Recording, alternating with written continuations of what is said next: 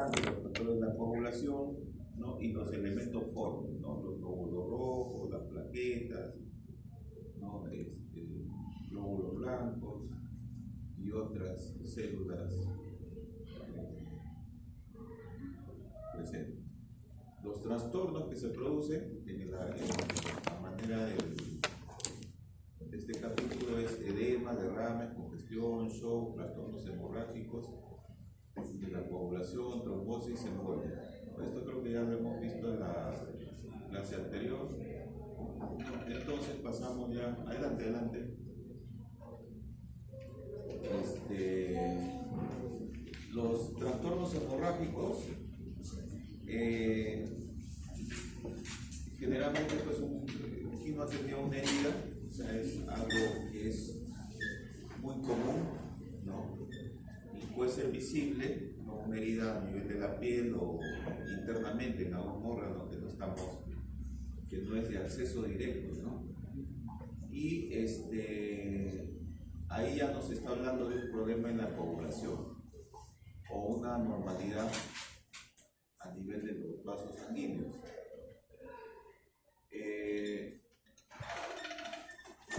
Hay también, o importante es que hay lo que es la eritropoiesis, que es la formación de los glóbulos rojos, ¿no? Es todo a través de todos unos mecanismos fisiológicos normales, ¿no? Para que se formen las células sanguíneas. Y las anemias es un trastorno, ¿no? De este grupo de células sanguíneas, en este caso los glóbulos rojos. Entonces, ¿qué es la hemostasia? Es un proceso en el cual se forman finalmente coágulos para detener o evitar, ¿no? Para evitar que el sangrado se continúe, ¿no? Y pueda tener consecuencias, ¿no? Por sangrado ustedes ya han visto uno de los shocks. ¿Qué shock era? Shock hipovolémico. Hipovolémico. Entonces, por eso es importante detener el sangrado. Después, lógicamente, este mecanismo de hemostasia va a consumir toda una serie de factores, ¿no? Elementos celulares para detener la hemorragia. ¿Cuáles son esos elementos? A ver. Fibrinógeno. Ya, ese es uno de ellos, otro.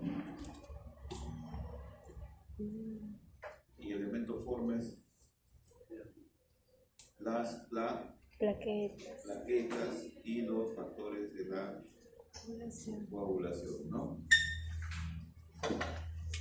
Entonces, la hemostasia se divide en hemostasia primaria y secundaria, ¿no? Primaria, más o menos desde que se produce el daño del vaso, la lesión, hasta que se forma el primer mecanismo de detención de esta hemorragia, que es un tapón de plaquetas. Y para ello, para disminuir, digamos, la cantidad de sangrado que estaría perdiéndose, se da un fenómeno de vasoconstricción. Y luego, en lo que queda por donde está saliendo la vía sanguínea, van a colocarse las plaquetas, ¿no? Unidos, y acá ya unidos a factores como el factor Von-Willebrand, unas glicoproteínas que están a nivel de las plaquetas, y empieza a correr ya el fibrinógeno para empezar a hacer un tapón inicialmente, ¿no? Para luego entrar allá los factores de la coagulación, que vendría a ser lo que se llama la hemostasia secundaria. Entonces acá en el dibujo tienen más o menos explicado eso. Hay una lesión en el vaso, hay una vasoconstricción, ¿no? En parte esa vasoconstricción a veces logra detener el sangrado, dependiendo del tamaño, ¿no? de la lesión en el vaso. En otros casos, el sangrado continúa y es necesario, ¿no? Definitivamente que las plaquetas y el tapón plaquetario haga su trabajo.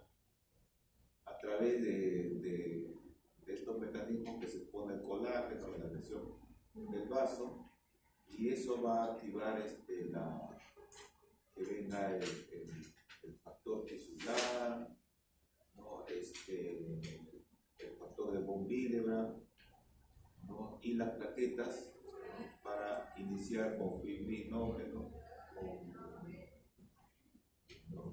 para iniciar, digamos, el tapón inicial. Luego de eso ya los factores de la población propiamente dicho van a entrar a tallar y van a fortalecer ese tapón. Pero ese tapón no se puede quedar ahí, ¿no? Y en un segundo momento o más adelante, una vez que se reparan los tejidos externos del vaso, ¿no? Ese tapón tiene que degradarse, ¿no? Entonces eso se hace a través de básicamente la plastina. Entonces eso es lo normal, ¿ya?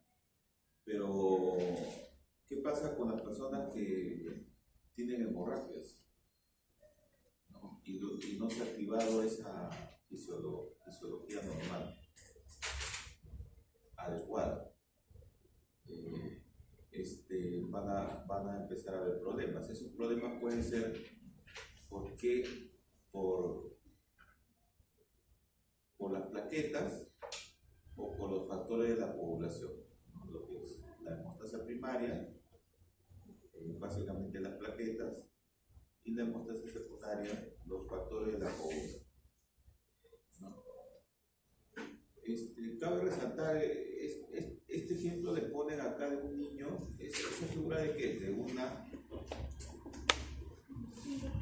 ¿Alguien reconoce? Ese es un fondo de ojo donde se ve la retina. Tengan cuidado con los niños cuando son sacudidos, ¿no? Los vasos de la retina son muy frágiles. ¿Sacudidos en qué sentido?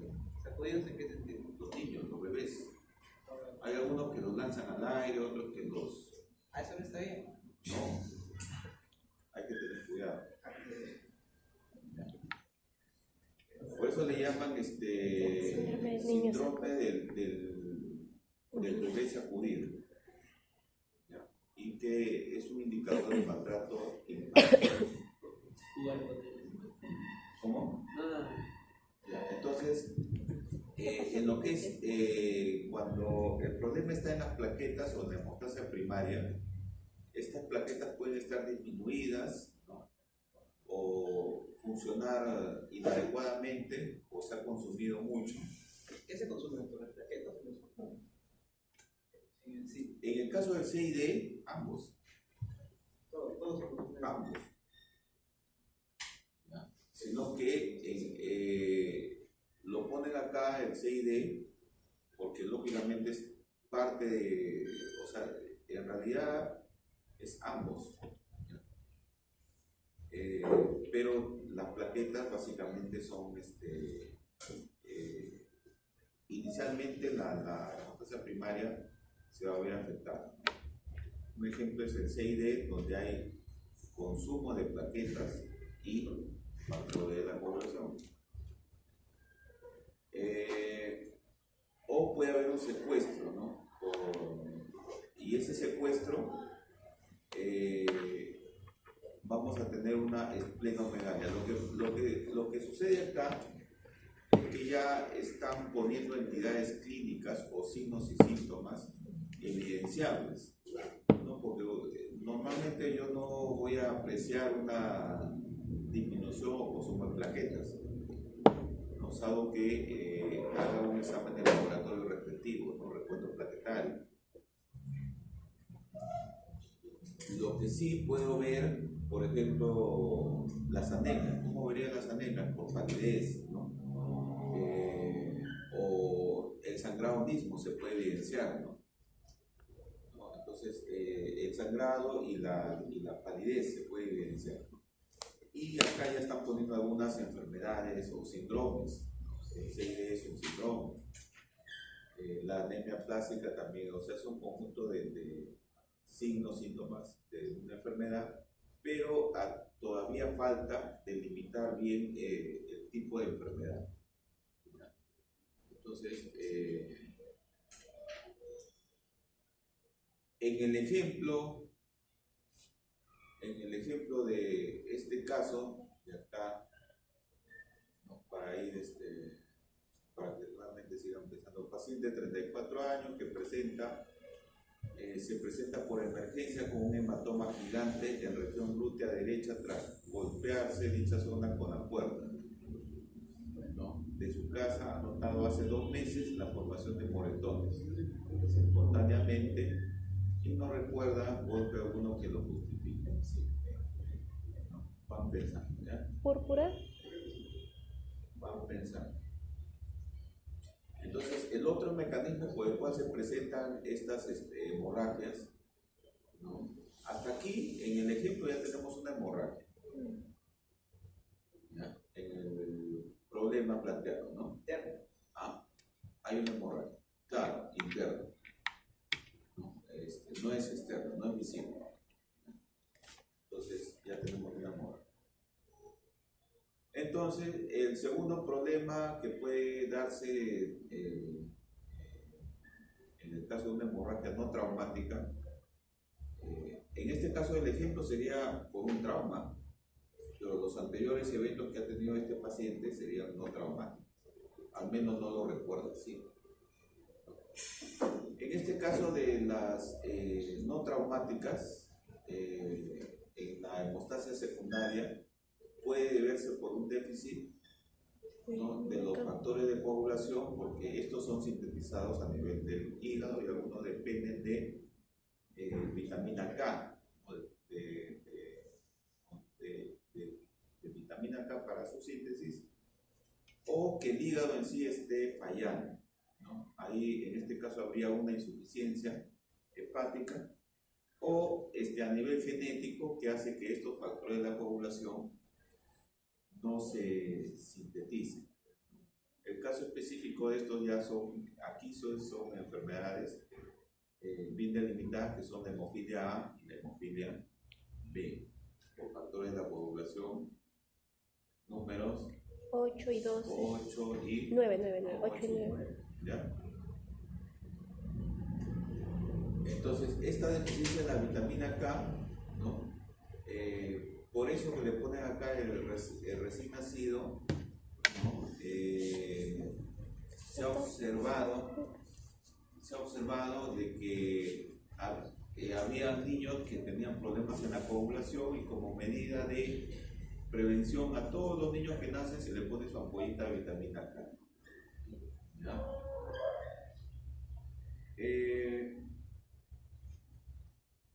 Entonces, aquí ya vemos en la hemostasia secundaria la cascada de la coagulación. La cascada de la coagulación tiene 2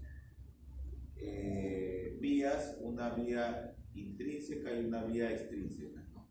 Acá lo importante es que ambas vías se unen a nivel del factor 10. ¿Ya? El factor 10 ya es común a ambas vías, ¿no?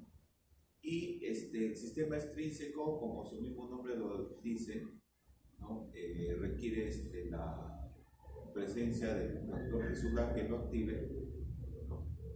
A través de un daño en el vaso, propiamente dicho, ¿no? Y tenemos básicamente el factor 7. Mientras que en la otra vía vamos a tener a todos los otros factores, ¿no? El 12, el 11, 8, 9, ¿no? Y el 10 que es común a ambos. Entonces esto va a desencadenar que la protrombina se transforme en trombina en presencia de calcio, ¿no? Para que el fibrinógeno se transforme en fibrina y la fibrina empiece a formar hilos que van a una malla finalmente que van a sostener a las plaquetas y formar el tapón plaquetario. Entonces está la cascada de la coagulación, donde se hace unas pruebas básicamente de laboratorio, que es el tiempo de protrombina, ¿no? Para ver la vía extrínseca y el tiempo de tromboplastina parcial para ver la vía intrínseca. ¿Ya? Entonces, esa es la forma como se evalúa laboratorialmente la función adecuada de estos factores de la coagulación. Sin embargo, estos factores de la coagulación pueden, por decir así, estar en cantidades adecuadas y no tener una adecuada función, o haber en algunos casos anticuerpos contra estos factores de la coagulación, a pesar de que se encuentran, digamos, en cantidades suficientes, ¿no? Entonces, la coagulación propiamente dicha, ya sea en sus fases primaria, secundaria, ¿no? Se puede limitar, ¿no? Básicamente esto es lo más importante por una dilución. Por ejemplo, cuando en un paciente con anemia, ¿no? O con una hemorragia que le han transfundido cloruro de sodio, ¿no? El volumen sanguíneo va a estar diluido. Entonces, esto va a hacer que los factores de la coagulación también estén relativamente disminuidos, ¿no? En ese momento, ¿no? Lo que puede causar ya un problema en la coagulación. Otro problema puede ser de que un paciente sangra y solamente le colocan, por decir, ¿no? Poligelina, o le ponen paquete globular, o sea, solamente glóbulos rojos. Entonces los factores de la coagulación van a estar disminuidos. Las plaquetas también, si que no se ha transfundido. Entonces todos esos son limitantes, y otros fosfolípidos de carga negativa, ¿no? Factores derivados del endotelio que pueden limitar la coagulación, ¿no? Y otros que finalmente tienen la función de degradar, ¿no? El fibrinógeno, porque el fibrinógeno no puede, el tapón de coágulo no puede estar presente, tiene que irse degradando, ¿no? Sobre todo el caso específico esto de cuando hay una trombosis, ¿no? Anormal, por ejemplo en un TEP, una tromboembolia pulmonar, este trombo tiene que ser degradado, y producto de esta degradación se va a medir a través del dímero D, que es un producto de la degradación del trombo, ¿no? Y que se puede cuantificar. Entonces, los trastornos hemorrágicos pueden ser externos o internos, ¿no? Entonces, el externo básicamente es una herida, un corte, una punción, ¿no? Con exposición o pérdida de continuidad de la piel, ¿no? A través de la cual el vaso, ya sea venoso o arterial, va a exponerse, ¿no? Y a través de esa lesión en el vaso, ¿no? Se va a producir la salida de sangre al exterior, ¿no? En el caso de que no se observe el sangrado, ¿no? Esto puede estar dentro de una cavidad o en el tejido mismo, ¿no? Como ya había mencionado, dentro del tejido se llama un hematoma, ¿no? Entonces, hasta aquí ya tenemos, en el ejemplo tenemos ¿qué tenemos? Un hematoma. Una hemorragia interna. ¿Ya? ¿Cómo dices? Sigo creyendo que es púrpura. Ya, todavía no te lances. Desde sí, un moretón púrpura. No, o sea, en medicina tú puedes estar muy seguro de las cosas y a veces resulta otra cosa. ¿Ya? Por eso que hay el diagnóstico patológico. En el diagnóstico histopatológico se comprueba finalmente si se tenía razón en el diagnóstico. Tengan cuidado, o sea, para eso estudian medicina. En medicina se estudia para finalmente llegar a un diagnóstico mediante una secuencia de razonamientos. ¿Ya? Puede que por ahí tu apellido, tu nombre, Diego tenga la razón, ¿no? Puede como puede que no. ¿Ya? Para eso hay que ir de manera razonada, de manera sustentada, ir acercándonos al diagnóstico. Diego, por ejemplo, dice que es una púrpura, no hay más datos. A ver, ¿en qué te sustentarías que es una púrpura? La clínica, principalmente. Clínicamente. Luego buscaría exámenes auxiliares. Exámenes, pero acá no estamos. Faltan datos. Solo dice. Por eso. No puede, por eso no puede concluir. No, hasta ahí lo que ves en la figura, ¿qué ves? O sea, ves un signo clínico. ¿Cómo se llama ese signo? Un hematoma. ¿El signo es hematoma? Hasta ahí ves el hematoma. ¿No? Tienes una hemorragia interna. Pero seguir por la historia dice de que hace 2 meses presenta moretones de manera espontánea. Y frecuente. ¿No? Entonces, la cuestión es que hay problemas de la coagulación. Puede ser por las plaquetas, puede ser por las plaquetas, claro, o por... E incluso puede ser algo... No, inclusive, ¿cómo dijiste? Por trombocitopenia, por baja de plaquetas. O puede que funcionen mal las plaquetas. Puedes tener un número adecuado y estar funcionando mal. O los factores de la coagulación. Puedes tener plaquetas en número adecuadas y factores exactos. Puede ser una... ¿Ves? Entonces... la hemofilia es genética, la personalidad del nacido. Por eso. O sea, hay... Mira, hay No le han hecho bien a la mesa. Hace 3 meses tuvimos un paciente que se demostró una hemofilia adquirida. ¿Ya? Entonces, bueno, o sea, justamente para eso están estudiando la carrera, ¿no?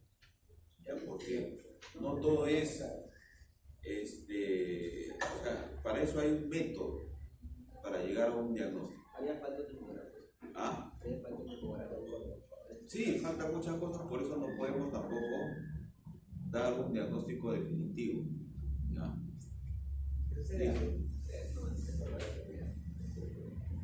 Hasta ahí estamos bien, ¿no? Entonces, las hemorragias pueden ser causadas por traumatismo, neoplasias, arteriosclerosis,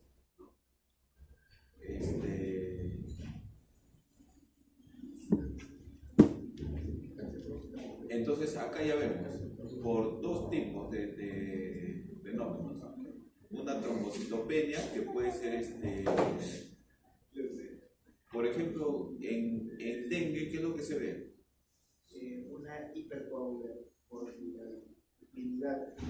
Se ve plaquetopenia, ¿no es cierto? Entonces, se puede producir la trombocitopenia propiamente dicha, es un diagnóstico, sí, pero no es un diagnóstico definitivo. Es un diagnóstico laboratorial. ¿Ya? Trombocitos menor a 150.000. Y puede estar producido, miren, por una serie de factores como radioterapia, leucemia, aplasia medular, virus, ¿no? Acá tenemos el dengue, por ejemplo, o un secuestro a nivel del vaso, ¿no? Esplenomegalia, destrucción, ¿no? Tenemos la púrpura trombocitopénica idiopática, después primaria o secundaria, un daño de las válvulas del corazón, ¿no? Que a través de las estrecheces de las válvulas cardíacas estenosadas se pueden destruir las plaquetas y otros elementos fuertes. Enfermedades autoinmunes o consumo excesivo, por ejemplo, en el caso de coagulación intravascular diseminada. Ya hicieron su taller, ¿no? De CID. No falta. Ya. El sábado. Entonces, en este caso, la trombocitopenia inducida por fármacos, ¿no?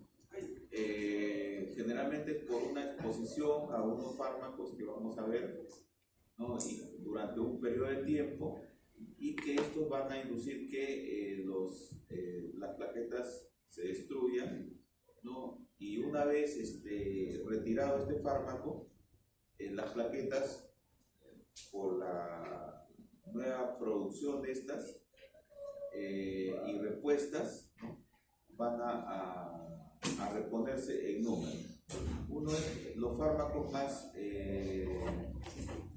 asociados con esta trombocitopenia inducida por fármacos son la quinina, ¿no? Y sulfonamidas, ¿no? ¿Cuáles son los signos importantes que se presentan, los signos clínicos?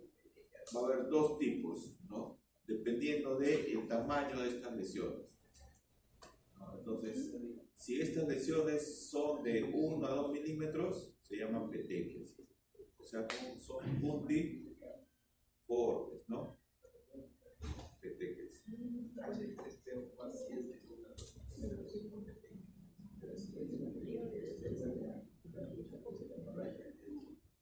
Petequias, puntos múltiples, de 1 a 2 milímetros.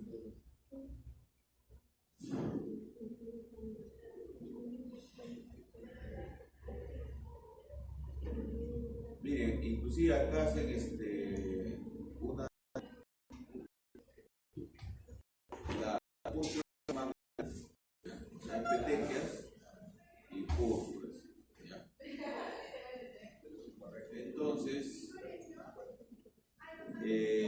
como dice acá, es una cuestión de dimensión nada más, ¿ya? De 1 a 2 centímetros se llaman púrpuras.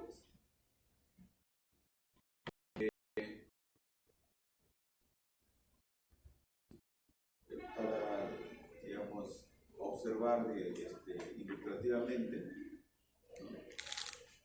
Las petequias más pequeñas, las púrpuras son más áreas rojizas, eritematosas más grandes, ¿no? Inclusive, ya cuando es mucho más grande, más de 2 centímetros, ya se llama equimosis, ¿no? Entonces, ya tenemos tres tipos de lesiones: petequias, púrpuras y Ayer había clase, no existió ninguna clase de esta hora. Entonces, las equimosis, que son ya hematomas, ¿no? O sea, ya hay un volumen de sangrado, ¿no? Puede estar dentro de los tejidos, ¿no? Y se va a denominar equimosis, ¿no? Y cuando está en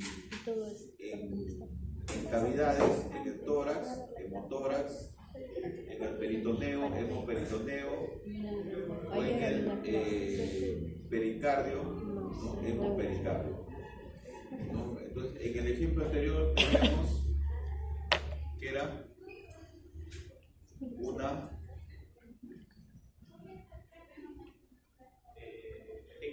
púrpura.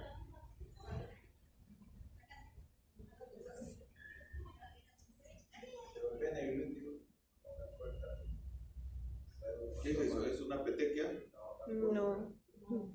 ¿Qué es? Una equimosis, un hematoma. Equimosis más era que tenía ojos de mapache. ¿Eso qué sería? No, por eso. Un hematoma en piel, en tejidos blandos, ¿no? Es una equimosis. Un hematoma en cavidades ya tiene otros nombres. ¿No? Por ejemplo, en cavidad peritoneal, peritoneo. En cavidad torácica, hemotórax. ¿Ya? Entonces, y en la cavidad craneana, ¿cómo se llamaría? Ah, dependiendo, o sea, lo que pasa es que hay diferentes estructuras entre las meninges, dentro del parénquima, ya es un poco más sofisticado, ¿no? La denominación. ¿Ya? Epidural, subdural, intraparenquimal, ¿no? Entonces, hasta aquí ya tenemos un hematoma. En este caso, porque está en un tejido blando, se llama equimosis, ¿no? Entonces, ya no es una peteca, ¿no? Ni cuenta. Listo. ¿Qué más? Me parece morado. ¿Hasta aquí alguna pregunta? Pero parece morado por su cuerpo. ¿O entramos en el receso? Sí, no sé. Break. Break, ya. Break. Bueno.